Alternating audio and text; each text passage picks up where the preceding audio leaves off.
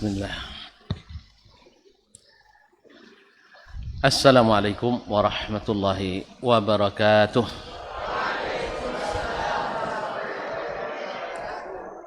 Alhamdulillahi wahidil qahhar, al-azizil ghaffar, mukawwiril layli 'alan nahar,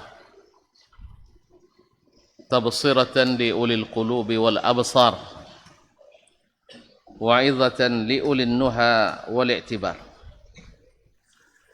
Ashhadu an la ilaha illallah wahdahu la syarika lah, al-malikul jabbar, wa ashhadu anna muhammadan abduhu wa rasuluhu sayyidul mustafa al-mukhtar,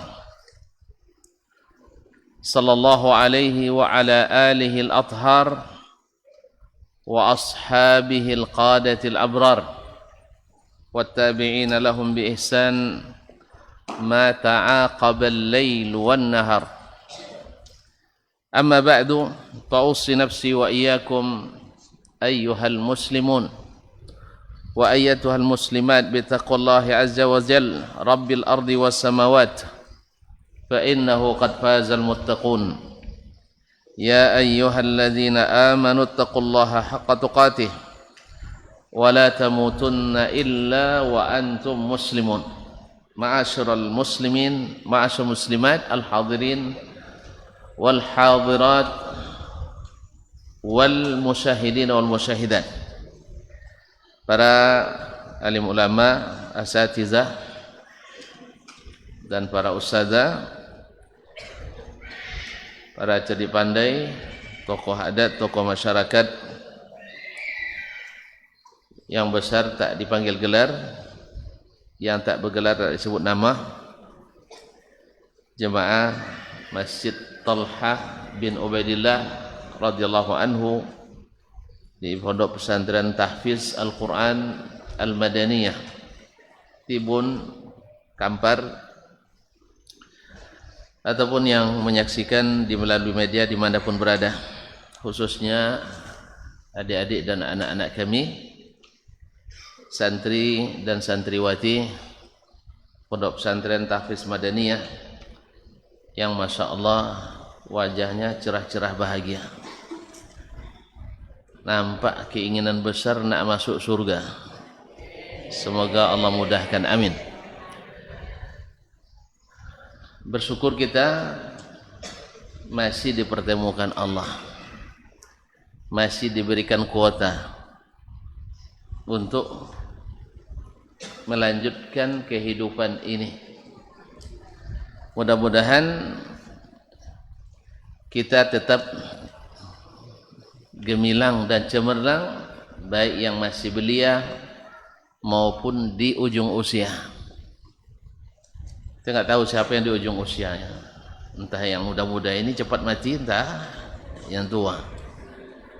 Yang penting mudah-mudahan semuanya husnul khatimah. Untuk itu kita belajar terus. Mudah-mudahan kita diwafatkan Allah dalam ketaatan kepadanya. Amin. Ma'asyiral ikhwah wal akhwat, rahimanillah wa iyyakum. Salawat dan salam kepada baginda Nabi sallallahu alaihi wasallam, khususnya di malam Jumat ini. Sangat dianjurkan banyak bersalawat dan mengucapkan salam kepada Nabi alaihi afdhalus salat wa atammus salam. Salawat mudah juga bersambung pada ahli baitnya, para sahabat, para tabi'in dan siapapun yang mengikuti mereka dengan setia. Ikhwani akhwati fillah, kaum muslimin dan muslimat yang rahmati Allah SWT, walaupun sudah di penghujung tapi kita baru berjumpa, barangkali tidak ada juga salahnya saya ucapkan selamat berhari raya. Masih ada lomang lagi? Oh, dah habis, tapi kerupuk masih ada, kacang tujin masih ada. Selamat berhari raya, taqabbalallahu minna wa minkum salihal a'mal wa afa anna wa ankum jami'a al-akhta' wal akhtal. Selanjutnya kita sambung gaji kita bersama Imam Ibnu Jama'ah Asy-Syafi'i Al-Misri rahimahullah ta'ala melalui kitabnya Tazkiratus Sami' wal Mutakallim bi adabi al-alim wal muta'allim, yang bisa menunjukkan Ustaz batas terakhir pelajaran kita sebelum kita tunjuk tangan yang tahu. Nampaknya pergi bersama, jangan termasuk terhitung dosa pula ya, terhapus dengan puasa Ramadan. Ada yang tahu? Tunjuk tangan. Silakan. Naik pangkat banyak gaji. Naik peringkat banyak dapat. Tabligh akbar terakhir ya. Mumtaz, anta sahih. Anta sahih. Masya Allah. Barakallahu fiik. Tahu aja, belum disuruh berdiri dah datang deh. Masya Allah. Pilih yang mana? Mana saja? Kamu yang pilih, nanti saya yang disalahkan. Ayo bergambar. Baik, Anda tidak beruntung. Baik. Memang orang suka kepada yang cantik tampilannya. Tampilan yang baik ya, Masya Allah. Iya, syukran. Ayat. Masya Allah, barakallahu fikum. Baik, ini pelajaran di tabligh akbar terakhir. Sah? Naik pangkat, naik gaji, banyak pendapatan. Sahih? Baik. Ini berlaku untuk penghasilan dunia, berlaku pula untuk penghasilan akhirat kita. Oleh sebab itu kita selalu nak naikkan peringkat dan naikkan pangkat kita. Ikhwani wa akhwati fillah. Baik. Tentang kaji kita bersama Imam Ibnu Jama'ah rahimahullah. Siapa yang masih ingat yang terakhir? Mantap. Apa? Angkatlah suara sikit. Anda laki-laki.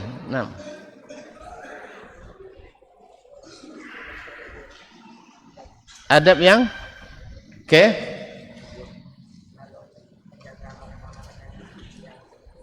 suaranya tak keluar. Belum makan lagi. Terus makan dulu kita. Enggak.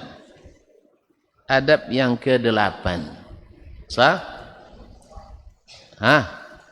Adab yang ke-8, kesimpulannya ketika orang berjumpa dengan kita, kita membawa orang bahagia. Ya. Karena baiknya adab dan akhlak. Akhlak siapa ini? Adab siapa ini? Adab guru. Lupa lagi. Kita masih pelajari adab guru. Jadi guru itu mesti bahagia. Oleh sebab itu guru mesti bahagia, karena tidak mungkin murid bahagia bila gurunya bila gurunya tidak bahagia. Dan kemarin sudah disebutkan sebab paling utama bahagia itu adalah keikhlasan niat seorang guru. Karena niat itulah yang menentukan kita menikmati atau tidak pekerjaan kita dalam mengajarkan ilmu. Kalau tidak ikhlas, pendapatan, gaji sebanyak apapun tak akan mencukup untuk buat bahagia. Walaupun itu bagian dari pupuk yang mesti diberikan kepada para penuntut ilmu dan para pengajarnya. Ikhwani wa akhwati fillah, kaum muslimin, kaum muslimat yang dirahmati Allah SWT. Nah, yang ke-9 tadi, yang ke-8 apa kemarin? Akhlak yang baik terhadap sesama manusia. Dan yang paling berhak mendapatkan akhlak terbaik seorang guru itu adalah murid-muridnya. Oleh itu berprofesi sebagai seorang guru mesti bisa dengan akhlaknya membahagiakan anak-anak didiknya. Jelas? Nah, karena anak yang bahagia, anak didik yang bahagia, ya akan selalu mengingat guru, akan selalu mengingat gurunya. Sebab jangankan hari-hari indah dan bahagia, hari-hari susah dan menderita pun teringat juga, apalagi hari-hari bahagia. Baiklah ikhwan ya akhwati billah, sekarang masuk kepada adab yang ke-9. At-tasi', adab yang ke-9 di antara adab guru, adab seorang alim, seorang ulama. Qala rahimahullah, qala al-imam Ibnu Jama'ah rahimahullah ta'ala, at-tasi' yakni al-adab at-tasi' min adabil muallim, adab yang ke-9 di antara adabnya para muallim. Ayutahhira batinahu wa zahirahu min al-akhlaqir radiyah. Mesti seorang alim, seorang pendidik, seorang guru membersihkan zahir dan batinnya. Zahir dan batinnya, artinya batinnya hatinya, jiwanya. Sedangkan zahirnya tingkah lakunya yang tercermin dari batin tadi. Harus dibersihkan dari apa? Minal akhlaqir radiyah, dari akhlak-akhlak yang dari akhlak-akhlak rendah, akhlak yang tidak terpuji. Wa ya'muruhu bil akhlaqi atau ya'muruhu bil akhlaqir radiyah bidzal. Kalau tadi birradiyah biddal, sekarang ar-radiyah bidzad. Dan memakmurkan hatinya, zahir batinnya dengan akhlak-akhlak yang terpuji, yang diridai. Jadi ada akhlak yang dibenci, akhlak yang tercela, akhlak yang membuat orang tidak suka, akhlak yang membuat Allah murka. Itu harus dibersihkan oleh seorang alim, oleh seorang guru, oleh seorang pendidik, seorang murabbi, secara zahir dan batin dirinya harus disucikan dari itu. Dan sebaliknya dia menghiasinya dengan akhlak-akhlak yang diridai, yang disukai, yang disenangi, sehingga seperti yang kembali ke yang tadi, dia sendiri senang, yang lain pun senang. Jadi di sana senang, di sini senang. Dia sama-sama menyenangkan. Qala rahimahullah ta'ala, apa akhlak-akhlak yang terpuruk itu? Akhlak-akhlak buruk yang harus dibersihkan diri seorang alim daripadanya, baik zahir maupun batin, dalam hati maupun dalam tindakan, kata dan perbuatan. Berkata imam kita Ibnu Jama'ah rahimahullah, faminal akhlaqir radiyah, di antara akhlak-akhlak yang rendah itu, akhlak-akhlak yang buruk itu, al-ghillu wal hasad. Al-ghillu wal hasad, iri, dengki. Iri dan dengki. Hati itu tak pernah lapang, sempit terus melihat orang lain mendapatkan nikmat. Jadi hasad itu, orang dapat juara, kita tidak senang dan meriang. Orang badannya sehat walafiat, kita juga tidak suka. Dan berharap semoga dia sakit, berharap dia tidak pernah juara, berharap dia tidak cerdas, berharap dia terpuruk dan sebagainya. Ini adalah hasad, dan itu adalah subhanallah seburuk-buruk akhlak. Bahkan akhlak ini, kata Nabi SAW, menghilangkan iman dari jiwa seseorang. Jelas? Al-mu'min la yahsud abadan. Seorang beriman tak mungkin hasad. Bila hasad, tidak beriman. Bila beriman, tidak hasad. Kalau ada hasad dalam hati, tak suka orang benda menikmati, maka ketahuilah iman sedang pergi. Saya ulang kembali. Bila hasad ada dalam hati, tak suka teman menikmati, maka ketahuilah iman dalam hati sudah pergi. Oleh sebab itu orang beriman tak mungkin hasad. Kenapa tak mungkin hasad? Karena dia yakin kelebihan yang Allah beri kepada saudara dan saudari selainnya itu adalah takdir ilahi.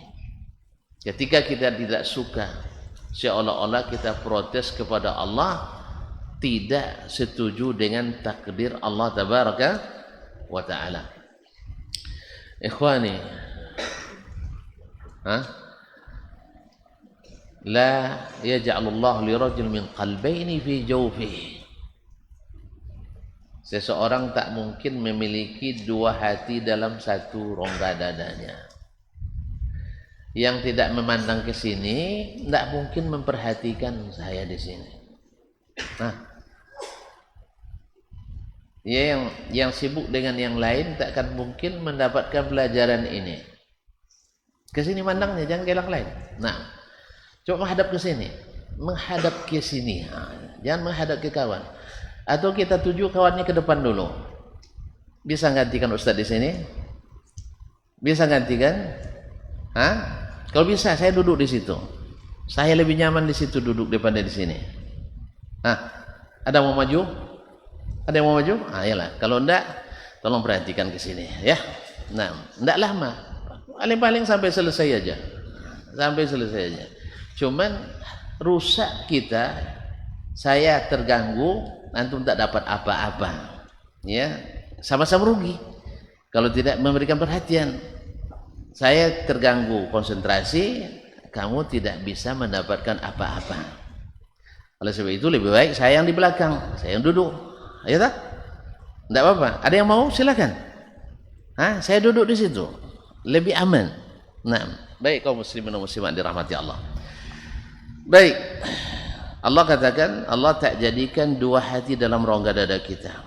Kalau perhatian ke yang lain, tak mungkin diberikan ke sini. Nanti rugi kita, waktu berlalu, tapi tak ada arti. Nah, kalau dengan kawan-kawan itu tiap hari ketemu. Kalau dengan Ustaz, sekali sebulan. Itu pun kadang-kadang usaha hati mampir ke sini sekejap kan. Jadi oleh sebab itu rugi kalau tidak nengok ke saya. Rugi ya. Kalau nengok kawan tu tiap hari nampak. Mungkin bertumbuk pula besok lagi. Dia tiap hari nampak. Kalau saya tidak, sekali aja. Masa antum tidak mau memperhatikan saya. Baik. Terus. Baik. Yang kedua kata Syekh adalah al-baghyu, atau yang ketiga adalah al-baghyu. Al-baghyu itu adalah melampaui batas sehingga berbuat zalim. Ya, sehingga menzalimi. Kita dalam mencintai ada, benci juga ada. Tapi kalau berlebihan membenci, akhirnya terjadi al-baghyu. Terjadi al-baghyu, yaitu melampaui batas dalam membenci. Sehingga akhirnya ibarat orang, ada dua orang ini berkelahi, ya, pakai lidi. Pakai lidi. Dia lecut sama kawan pakai lidi, sakit. Ngadu ke ustaz atau ngadu ke kepala sekolah, ke ustaz mudir. Dia apanya, saya pakai kayu, apanya bahasa pagaran katanya, atau dengan kayu balok. Jelas? Dia kena lidi sama kawannya, ya. Lalu laporannya kena kayu balok. Ini orang tidak jujur atau alias al-baghyu, melampaui batas. Suka membesar-besarkan yang kecil demi untuk menjatuhkan kawannya atau saudaranya. Jelas? Karena lacuinya, atau lacui pakai rotan atau pakai lidi. telepon ayah pulang atau mak. Demaknya jawaban dia nurut esok pakai balok belotinya. Nah, mendengar itu apa kira-kira tanggapan orang tua? Hah? Langsung tinggalkan pekerjaan, gaspol sampai ke Al-Madaniyah. Dicarinya mana Ismail dulu katanya. Tak ada pakai ustaz-ustaz lagi. Gara-gara akhlak yang buruk tadi. Nah, di antara orang-orang yang berilmu banyak yang seperti ini. Bukan sedikit, banyak yang seperti ini. Ya, ketika dia tidak jujur, ada penyakit dalam hatinya melampaui batas. Seperti seorang ulama, tidak usah saya sebut namanya di sini ya. Ya besok dah besar kalian akan tahu sendiri. Dia katakan tidak satu pun ulama mazhab Syafi'i yang berilmu tinggi yang tidak mengikut mazhab Abul Hasan Al-Asy'ari katanya. Ada tapi mereka kroco-kroco saja. Ini namanya al-baghyu, yaitu melampaui batas. Kan padahal di situ ada imam-imam yang lebih tinggi derajatnya dari dia sendiri. Jelas? Seperti sekarang tidak sedikit dai yang seketika menyebut nama imam, misalnya Syekh Muhammad bin Abdul Wahhab, atau merebut Syekh bin Bas atau Al-Albani, ya dengan sebutan Ustadz Linglung katanya. Padahal dia bacaannya, padahal ilmunya tidak setumit mereka itu. Apalagi amalnya. Jadi dia ini ada dalam hatinya al-baghyu, sifat memberontak. Ini tak baik. Jelas? Jadi jangan sampai ada di antara guru, ini karena Abul Alim ini, dan nanti apalagi dan juga pada murid yang nanti juga akan jadi guru. Jadi sampaikan, kalau mau disampaikan pun apa adanya. Dan sebelumnya kita sudah belajar tentang akhlak, yaitu adab at-taghadhi, yaitu perkara yang kecil jangan dibesarkan. Kalau perlu seperti tidak kita ketahui, kecuali kalau itu penyakit menyebabkan tertularnya yang lain. Ma'asyiral kiram yang dirahmati Allah Subhanahu wa taala. Kemudian wal ghadab, sifat buruk adalah suka marah-marah. Ya, sedikit aja marah. Asal muzakarah berdebat tak sependapat langsung murka. Kalau sudah marah-marah, yang tadi itu akan timbul. Akan lahir ucapan-ucapan wang bongak. Subhanallah. Kalau keluar yang seperti ini dari guru, sering mengucapkan wang lolo, wang tentong, wang bilo, wang bongak. Ya. Ini adalah tanda bahwa dia tidak menjaga hatinya, tidak menjaga lisannya dari akhlak yang buruk ini. Apa gunanya seorang guru, seorang alim, seorang ulama, yaitu menabsen seluruh nama-nama buruk dalam lisannya? Untuk apa? Sehingga yang berguru pada yang seperti ini pun biasanya muridnya akan melekatkan tanda itu pada gurunya. Al-jaza'u min jinsil amal. Oleh sebab itu para guru, para ustadz, para da'i harusnya menjaga dirinya dari hal-hal seperti ini. Jangan mudah sekali terpancing marah kita. Apalagi marah li ghairillah, kata Syekh. Marah bukan karena Allah.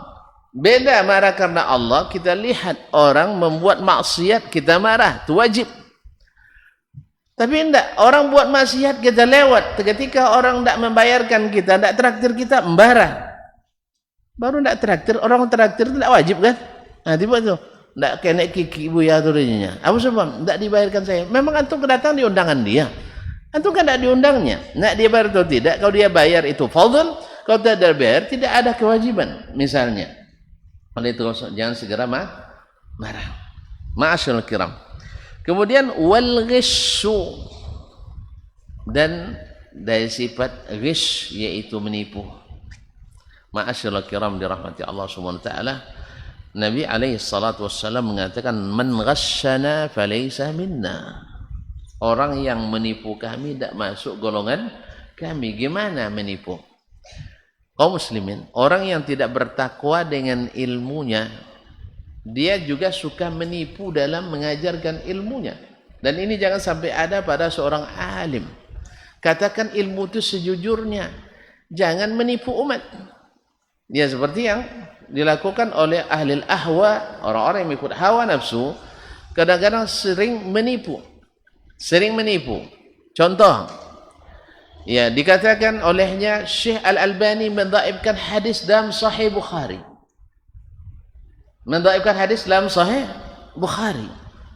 Lalu dia sebutkan rujukannya, juz 4 halaman 10. Padahal bukan di juz 4 halaman 10, juz 4 halaman 282. Itu satu. Dia hanya sembarang karena apa? Karena diambil dari ceramah orang sebelumnya, salah menyebutkan halaman, ia ikuti salahnya. Jelas? Jadi yang pertama menipu, yang kedua mengicuah. Nah, yang pertama menipu, yang kedua mengicuah. Apa sebab? Yang salah dilasalin oleh yang salah pasti lebih salah lagi. Padahal kalau yang pertama sabar membaca tulisan Syekh sampai 5 halaman sampai akhir, tak akan keluar tipuan seperti itu. Dia membaca tak ketemu salah itu. Masya Allah. Orang kalau sudah bergembira bertemu dengan kesalahan temannya, kalau dia da'i itu bukan da'i ilallah. Kalau dia alim bukan alim billah, tapi alim lil hawa. Gembira dapat kesalahan kawan, habis itu ditambah-tambah dan buat tipuan. Padahal kalau dia baca, Syekh tidak mendhaifkan hadisnya, Syekh mendhaifkan isnadnya dari jalan itu. Di ujungnya, kalau dia sabar membaca, sebenarnya ujungnya ada tulisan Syekh, wal hadithu sahihun la ghubara alaihi. Hadis ini sahih, tidak ada masalah. Akhrajahul Imamul Bukhari wa Muslim. Tapi dek kawan tadi, oleh sebab itu maka hasad, dengki, sifat zalim, sifat melampaui batas, suka berontak, jangan sampai ada di jiwa seorang alim, seorang guru. Karena kalau guru kencing berdiri, enggak pernah dengar pepatah ini? Bila guru kencing berdiri, murid kencingi guru. La ilaha illallah. La haula wala quwwata illa billah. Nah, bahaya ini. Ya memang kenyataannya kan kita lihat seperti itu. Nah, oleh sebab itu kaum muslimin dan muslimat, maka wajib hukumnya jujur dalam berilmu. Kalau tidak tahu katakan tidak tahu. Jangan memfitnah. Jangan karena bid'ah, karena hawa kita tidak jujur dalam berilmu. Sebab hablul kadhibi qasir, kata orang Arab. Tali dusta itu pendek. Tahu kalau tali pendek? Ambil kambiu tak jawab dia bawa dah. Kalau pekalinya pendek. Kalau mengobek mengikat tak bisa kuat karena lilitannya hanya sekali. Jelas? Makanya kazib itu sepandai-pandai orang berdusta segera akan terbuka dustanya. Oleh sebab itu dusta jangan dipelihara, apalagi menipu umat. Ini kadang-kadang berdakwah subhanallah untuk mendiskreditkan yang tak sepaham, sampai-sampai membuat tipuan. Yang begini bukan alim rabbani, tapi adalah alim syaitani. Kadang-kadang baca buku di halaman sekian lain dengan halaman sekian, lalu di atas namakan penulis buku itu dia mengatakan ini, padahal dia tidak jujur dan menutupi kebenaran. Ini juga bukan alim rabbani, tapi alim syaitani. Nas'alullah as-salamata wal afiyah. Inilah yang diwanti-wanti oleh imam kita Ibnu Jama'ah. Jangan sampai ada pada seorang alim, karena kata Imam An-Nadhr ibn Shumail, zallatul alam, tergelincirnya seorang alim, seorang ulama sama dengan tergelincirnya dunia semuanya. Nasallallahu alaihi wasallam. Lanjut, wa kadzalika wal kibru, di antara akhlak buruk adalah sombong. Woi, sombong tu tahu enggak kalian? Siapa yang ada sedikit saja sombong dalam hatinya tak masuk surga. La yadkhulul jannah man kana fi qalbihi mithqalu dzarratin minal kibr. Tak akan masuk surga orang yang ada dalam dadanya halau hanya sebesar biji zarrah, sebesar biji sawi kesombongan. Tahu tak kalian, kedurhakaan pertama terjadi karena apa? Karena sombong. Siapa yang sombong itu? Abu Jahal. Bukan. Abul Jin. Bapaknya golongan jin. Siapa? Acu iblis. Ya. Iblis alaihi la'natullah. Apa yang membuat dia durhaka? Sombong. Aba wastakbar. Makanya kata Imam Al-Qayyim rahimahullah, ra'su kulli khati'ah al-kibru. Pokok pangkal segala dosa dan kemaksiatan itu adalah kesombongan. Orang tak mau menerima kebenaran karena sombong, ya kan? Orang yang tidak mengakui hak orang lain karena sombong. Fir'aun ngaku jadi Tuhan karena sombong. Qarun gak mau menafkahkan hartanya karena sombong. Diingatkan, Run, kan Qarun ya, Run, kamu udah sebanyak ini harta diberi Allah SWT, coba infakkan sebagian. Apa dia bilang? Innama utituhu ala ilmin indi. Tahu tak kalian, ini karena kelihayan saya mencari rezeki, bukan. La ilaha illallah. Akhirnya dia kufur karena kesombongan. Banyaknya umat Islam sendiri yang menolak syariat Allah dan Nabi sallallahu alaihi wasallam karena sombong. Apa sebab? Tidak sesuai dengan pikiran, tidak sesuai dengan hawa, akhirnya mereka tidak mengikuti dan menerimanya. Oleh sebab itu jangan sombong tak? Kenapa tidak boleh sombong? Antum tidak bisa hidup sendiri, butuh orang lain. Kemudian keberhasilan yang kita miliki semata-mata taufik dari Allah. Ya, bukan karena air ibu kita, bukan karena usaha kita. Usaha kita pun itu karena Allah SWT. Apa yang nak disombongkan? Yang kedua, Allah tak suka kita sifat sombong. Karena Allah bilang itu pakaian saya, bukan pakaian kalian. Kalau pakaian Allah kita ambil, marah enggak dia? Marah dia. Oleh sebab itu jangan sombong. Nah, apalagi kalau kita jadi alim atau guru. Sebab orang yang alim sombong banyak nanti membuat syariat Allah itu terpotong. Warriya, sifat buruk pula adalah sifat riya. Riya itu disebut dengan asyirkul khafi. Dan ini yang paling ditakutkan oleh Nabi, menggerogoti umat ini. Ya. Dan riya itu pada orang-orang besar lebih dekat daripada orang-orang kecil. Oleh sebab itu jangan jadi ulama ya kalau riya. Sebab dia kepada orang-orang terpandang lebih daripada orang-orang yang tidak terpandang. Kalau orang terpandang, siapa nak mandang dia? Awak karena orang banyak memandang akhirnya suka terpandang. Itu sama dengan tidak beramal. Orang yang riya sama dengan orang yang tidak beramal. Dan disebut dengan asyirkul asghar. Nanti di hari kiamat Allah suruh orang yang beramal karena riya, izhabu ila man tura'una bihim fahal tajiduna indahum jazaa. Pergilah kalian ke orang-orang yang dulu kalian riya karenanya. Riya karena Pak Bupati, nanti disuruh kita minta pahala ke Pak Bupati. Riya karena calon mertua, ya kan? Minta disuruh minta nanti ke mertua itu. Riya karena pimpinan kepala sekolah, nanti disuruh minta pahala ke kepala sekolah. Ada enggak Pak Bupati menyiapkan anggaran pahala? Ada? Ada. Ada enggak calon mertua menyiapkan anggaran pahala? Enggak ada. Ustaz ada anggaran pahala Ustaz? Dia aja butuh bantuan pahala. Nah, enggak ada. Fahal tajiduna indahum jazaan, kalian akan dapatkan hal itu enggak ada.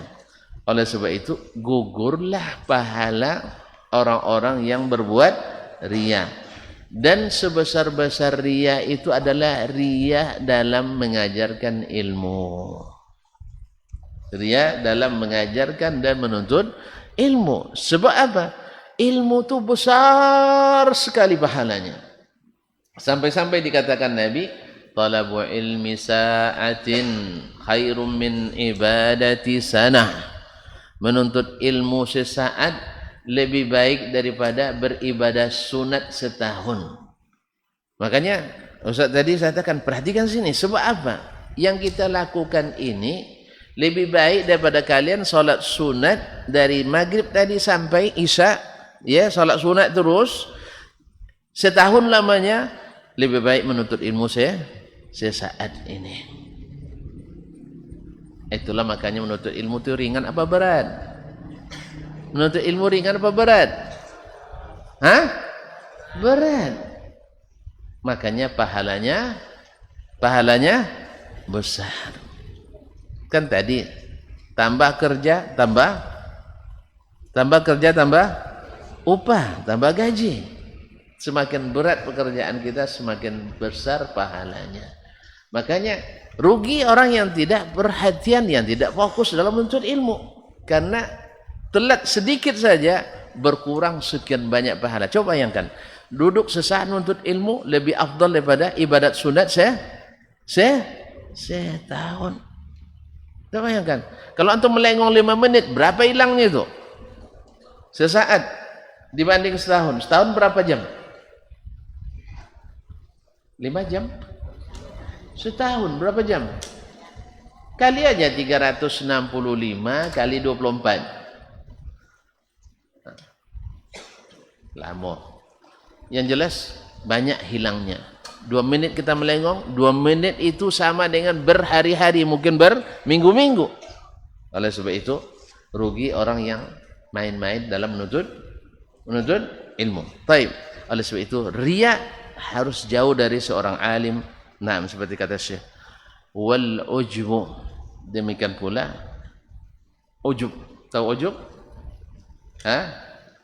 Ujub merasa kita lebih dari semua orang lain. Yang tujuannya bukan bersyukur, tidak.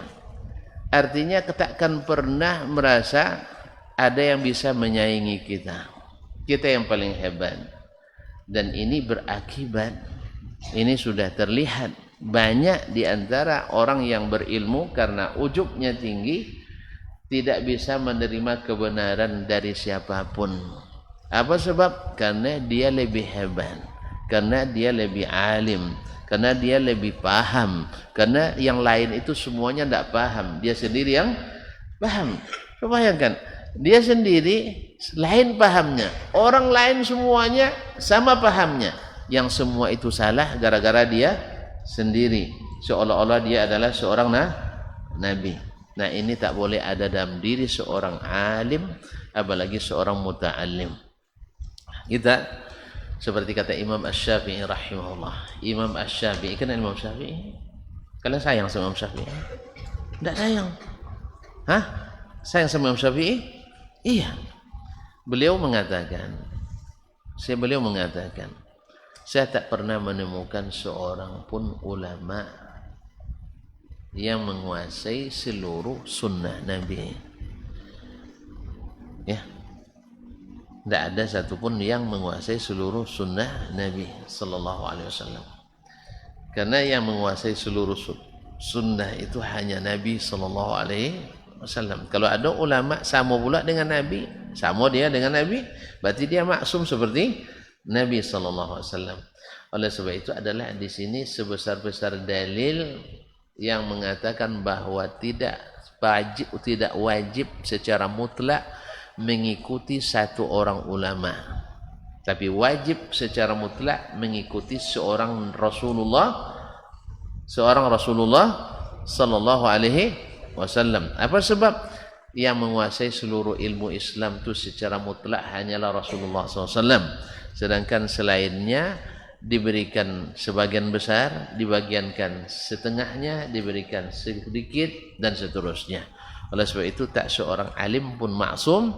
Oleh sebab itu tak boleh mengaitkan kita benar salah semuanya pada seorang alim kecuali Rasulullah sallallahu alaihi wasallam.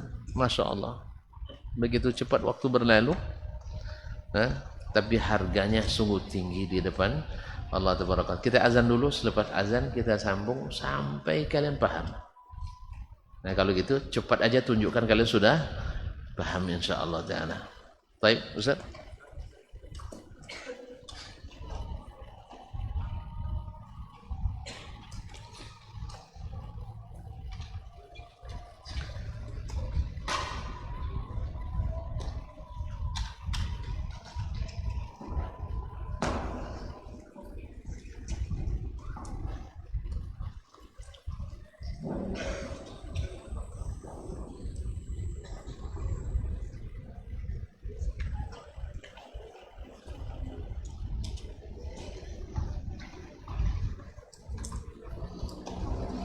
Allah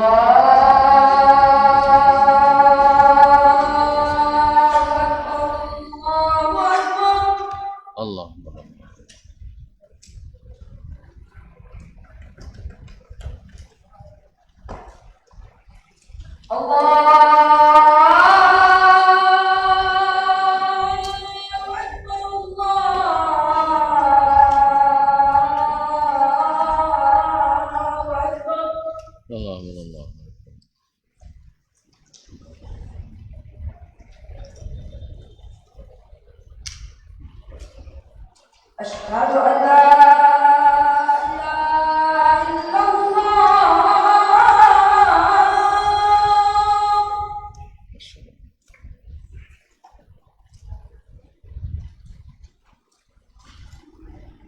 Asyhadu an la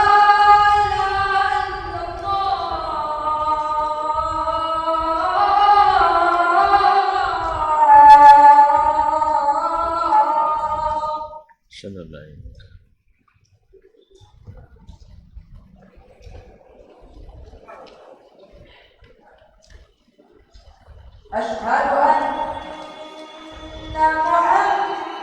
Muhammadar Rasulullah. Asyhadu anna Muhammadar Rasulullah.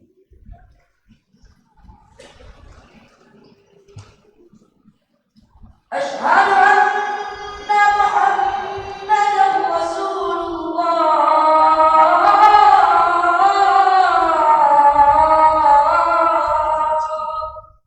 Asyhadu anna Muhammadar Rasulullah.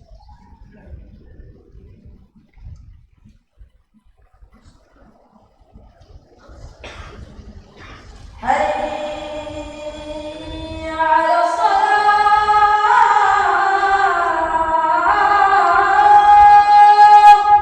La haula wala quwwata.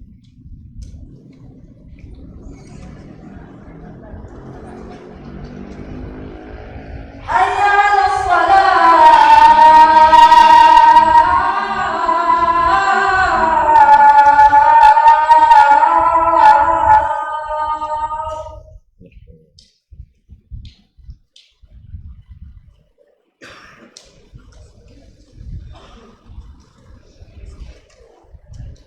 Hayya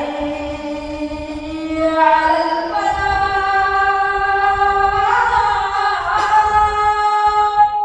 La haula wala quwwata.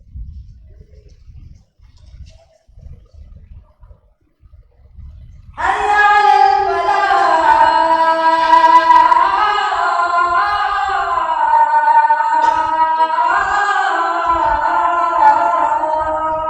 La haula wala quwwata.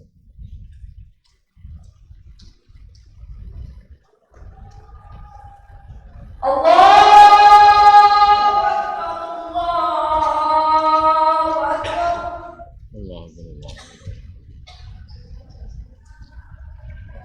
La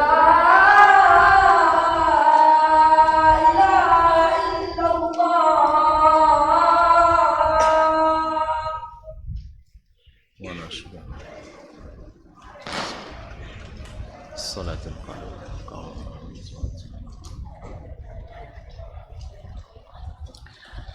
Ma'asyiral ikhwati wal akhwat yang dirahmati Allah Subhanahu wa taala, kemudian di antara penyakit atau akhlak yang buruk dan terpuruk yang disebutkan oleh Syekh adalah was-sum'ah, yaitu suka disanjung-sanjung atau mencari popularitas. Kalau bahasa sekarangnya suka dipiralkan. Suka dipiralkan. Ma'asyal kiram dirahmati Allah. Sebenarnya masalah dipuji orang atau tidak, sebenarnya itu masalahnya boleh-boleh saja orang berbuat kebaikan dipuji. Tapi masalahnya di sini dia yang memang ingin dipuji. Segala tindakannya ada niat supaya dipiral, supaya dipuji orang, supaya disanjung dan sebagainya. Ini yang tidak boleh. Tapi kalau seandainya karena prestasi kita dan kita tidak mencari itu dalam prestasi kita, dalam ilmu kita, maka itu mudah-mudahan termasuk berita gembira yang Allah berikan, yang disegerakan oleh Allah Subhanahu wa taala. Kemudian wal bukhlu, bakhil. Juga seorang alim tidak boleh bakhil. Bakhil di sini bukan hanya sekedar dengan harta, tidak. Bakhil dengan ilmunya, bakhil dengan waktunya, bakhil dengan kedudukannya. Karena seorang alim itu dibutuhkan dalam banyak hal. Seorang alim dibutuhkan dalam banyak hal. Ya bisa saja kita tidak memiliki, seorang alim tidak memiliki harta yang banyak, tapi dia mempunyai ketokohan yang tinggi, sehingga dia bisa memberikan rekomendasi untuk memudahkan urusan orang, atau memberikan perlindungan, advokasi, membela orang yang terzalimi. Itu juga termasuk bagian daripada kedermawanan seorang alim, seorang yang berilmu, seorang guru. Jadi guru itu tidak boleh bakhil. Tidak boleh bakhil. Kadang-kadang orang memerlukan waktu kita. Waktu memang mahal, tetapi kalau disedekahkan dia akan lapang. Kalau disedekahkan dia akan lapang.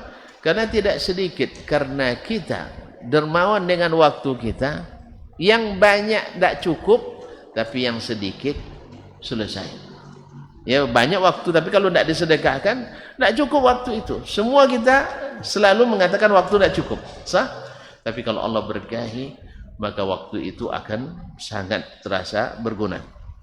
Kemudian wal khubthu, ya wal khubthu, yaitu sifat al-khubth, hati busuk. Hati busuk. Kalau hati busuk, apapun masuk ke dalamnya busuk dia. Ya tak? Hati busuk, apapun masuk ke dalamnya pasti busuk. Orang berhasil busuk juga, tidak pandai busuk juga, bongak busuk juga. Kan ada orang sebagian, Masya Allah, pandai kita melakukannya, hasad pula dia sama kita. Tidak pandai kita berbuat, dicemoohnya kita. Bongak bondong, itunya tidak pandainya. Lah karena hati busuk. Setelah kita pandai, marah pula dia, kamu kok pandai pula.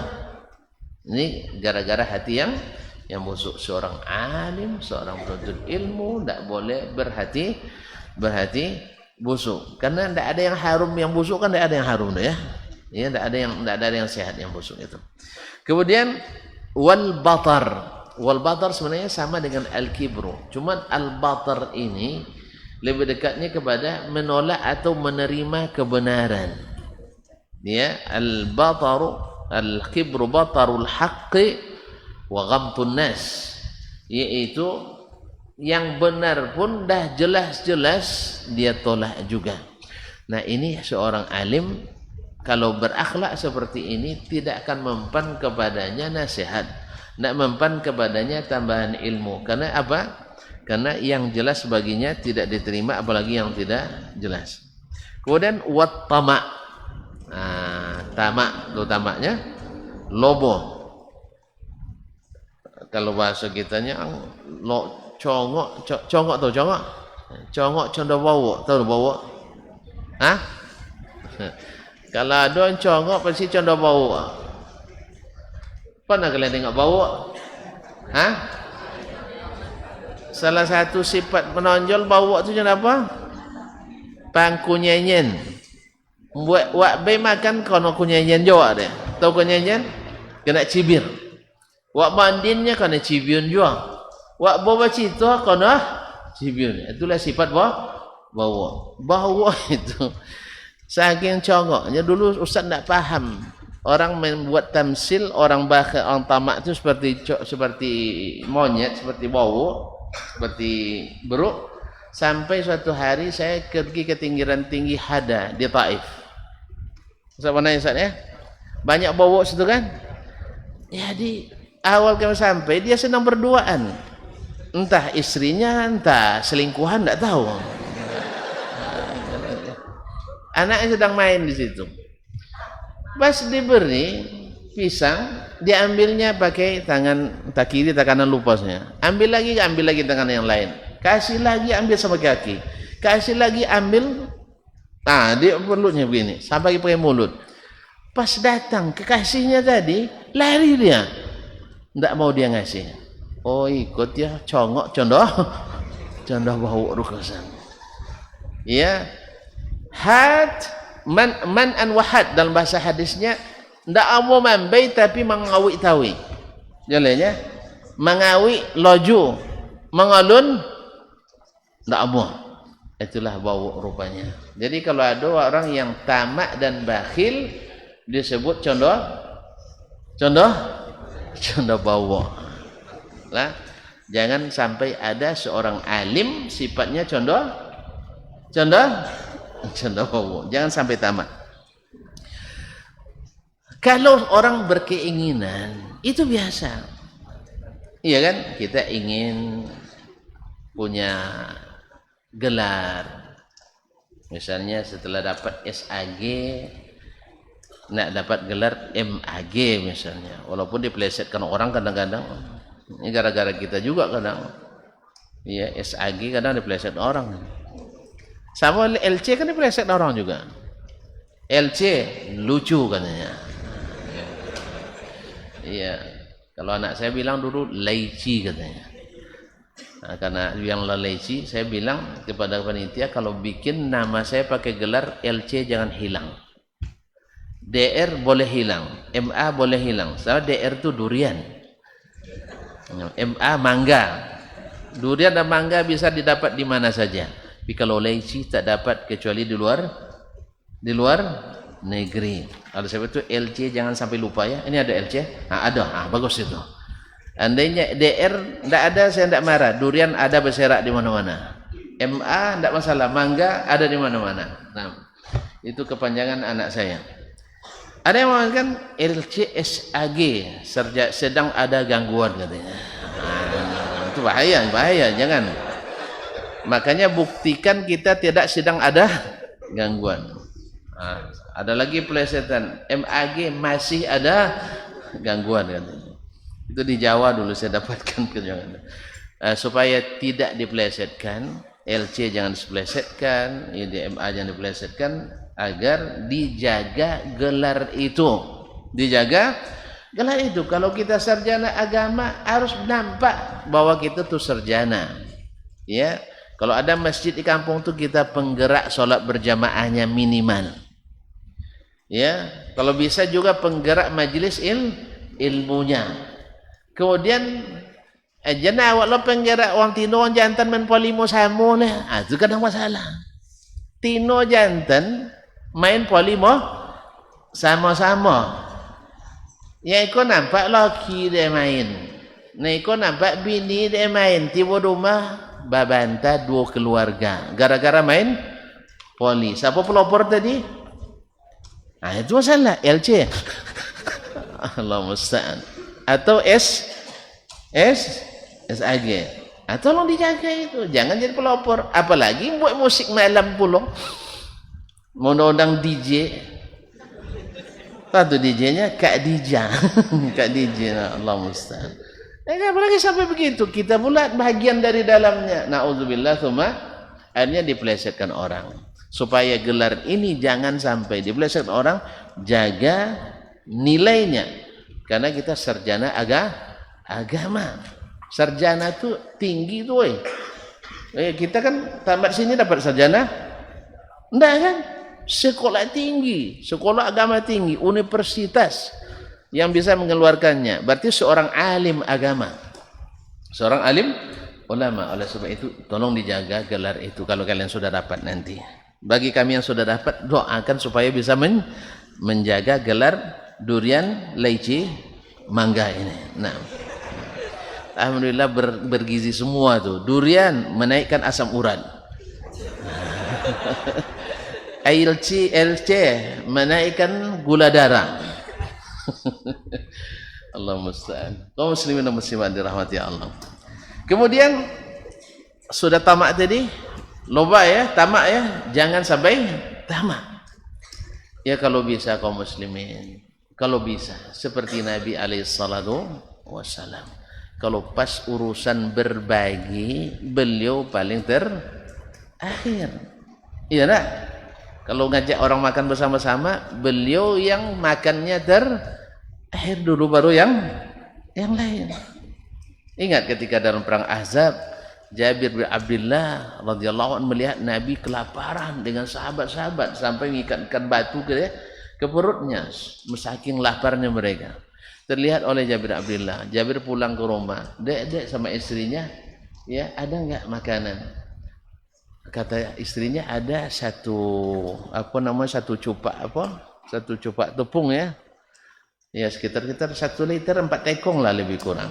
Nah, kemudian ada anak kambing yang masih muda, katanya kita masak, panggil Rasulullah SAW untuk makan, dia kelaparan sekali, udah kelihatan, udah mengikatkan batu di perutnya. Masaklah Jabir sama istrinya di suasana perang itu, masak. Akhirnya pergilah Jabir setelah masak ke Rasulullah, berbisik di telinga Nabi, ya Rasulullah, ada makanan sikit 5 untuk 6 orang. Karena orang Arab 1 kambing. Nah, lupa kalian, orang Arab 1 kambing 5 RT. Itu orang Indonesia tuh. Orang Arab 1 kambing 5 atau 6 orang. Makanya katanya anak kambing tadi cukup untuk 5 atau 6 orang. Habis kambing 5 orangnya. Habis kalian 5 orang seekor kambing?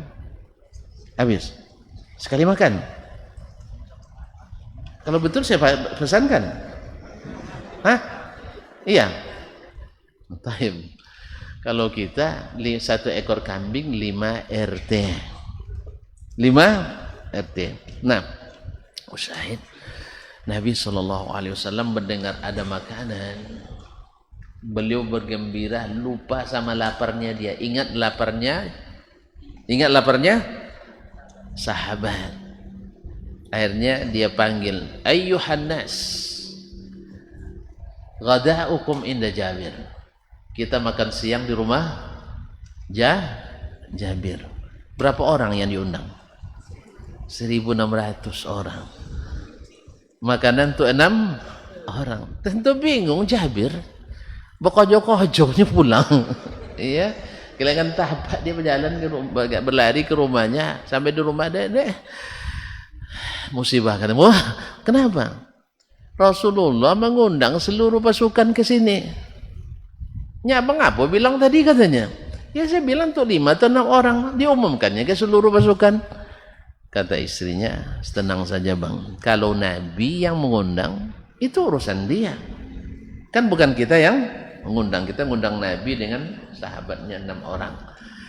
Subhanallah, Nabi yang menyendokkan, mereka gantian karena rumahnya tidak besar, 10 orang sekali makan, Nabi yang sendokkan. Wih, tidak habis-habis tuh makanan. Selesai makan semua, baru Nabi dengan sahabat-sahabat dekat, Abu Bakar, Umar dan selainnya baru makan. Kalau bisa seperti itu.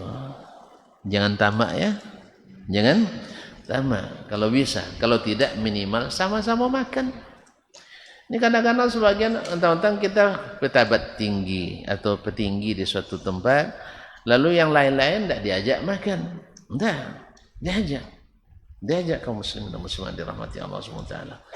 Apalagi kalau kita yang dimuliakan, panggil aja. Kecuali tidak boleh sama sekali. Kecuali makan sama Pak Presiden kan tidak mungkin lah kan ya. Tentu ada terbatas tempatnya. Ma'asyiral kiram yang dirahmati Allah. Wa kadzalika wal fakhru. Al fakhru membangga-banggakan diri. Ya bermegah-megah. Nah, itu juga tidak patut. Bukan maknanya tidak boleh berpakaian rapi, bukan. Tapi adalah itu yaitu membanggakan diri. Naam. Wal khuyala, demikian juga sama al fakhru wal khuyala. Al fakhru itu lebih kepada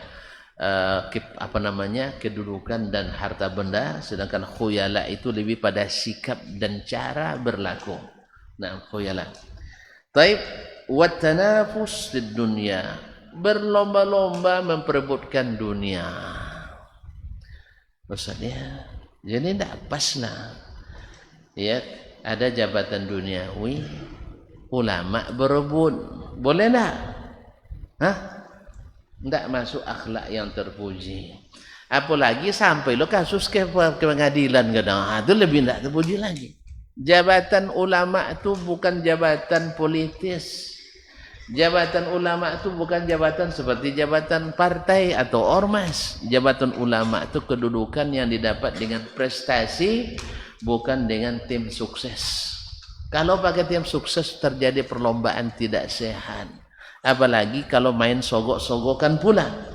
Sok pilih dan jadi ketua ulama maunya. Nah, sehingga ketika tidak terpilih, buat pula persatuan ulama lainlah. Akhirnya yang terjadi adalah perlombaan untuk mendapatkan dunia, bukan untuk kemaslahatan agama dan syariat. Kalau ulama sudah berlomba-lomba dengan jabatannya, gimana lagi dengan yang bukan ulama? Nah, itu hilang kehormatan ulama, apalagi di zaman sekarang semuanya serba viral. Berita terbaik di koran itu adalah berita paling buruk. Iya. Berita yang paling diminati adalah berita yang paling buruk. Nasallallahu alaihi wasallam. Wal mubahatu biha, dan saling membanggakan kedudukan duniawi itu. Wal mudahanah, bahkan mengorbankan al mudahana, mengambil muka, yaitu mengambil muka atau bermuka tembok untuk itu, untuk satu jabatan duniawi, sehingga yang hak bisa menjadi batil demi suatu kedudukan duniawi. Itu namanya mudahana. Tidak berlaku lagi amar ma'ruf nahi munkar. Wa hubbul madhi bima lam yaf'al, suka dipuji walaupun tidak ada andilnya sama sekali. Ya, ketika belum berhasil, hilang tak kemana. Setelah berhasil, dia yang konferensi persnya. Ketika diusulkan, dia penentangnya. Ketika peresmian, dia yang meresmikannya. Nasallallahu alaihi wasallam. Ini namanya suka dipuji dengan sesuatu yang tidak dia lakukan. Wal ama an uyubin nafs, dan buta dengan kelemahan diri sendiri. Wan syighal anha bi uyubil khalq, dan menyibukkan diri dengan mencari kekurangan orang lain. Ini di antara akhlak. Besok aja lah kita sambung ya.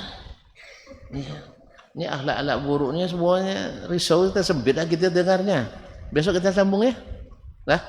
Ingat-ingat itu. Ingat, belum selesai. Bahwa seorang alim di antara adabnya yang terpuji adalah menjauhi sifat-sifat akhlak yang tercela, akhlak rendah. Ini akhlak rendah semua. Contoh tadi, tamak, contoh bawa, bakhil, contoh manafik. Ya kan? Jadi oleh sebab itu, sifat-sifat ini tidak ada yang terpuji. Atau kita lanjutkan sampai ujungnya, Ustaz? Masih panjang, Ustaz? Ada sudah kita cukup sampai di sini dulu. Nah, dulu yo nampaknya. Kita cukup sampai di sini. Insyaallah kita sambung besok. Kapan besoknya? Bulan depan. Udah lupa lagi kita. Baik. Semoga umur masih sepanjang. Kalau ada sumur di ladang, boleh kita. Numpang mandi ya. Kalau ada umur sama panjang, insyaallah kita berjumpa kembali di sini. Semoga Allah menjaga antum semuanya, selalu bersemangat untuk menuntut ilmu, karena semangat itu insya Allah mengantarkan kalian ke tempat yang tinggi sesuai dengan daya capaian kita masing-masing. Pokoknya tidak usah takut, Allah pasti angkat. Gimana caranya? Allah lebih tahu. Wallahu ta'ala alam. Wassallallahu ala nabiyyina Muhammad wasallam. Mohon maaf dan terima kasih. Subhanakallah bihamdik. Asyhadu an la ilaha illa anta astaghfiruka wa atubu ilaik. Wassalamualaikum warahmatullahi wabarakatuh.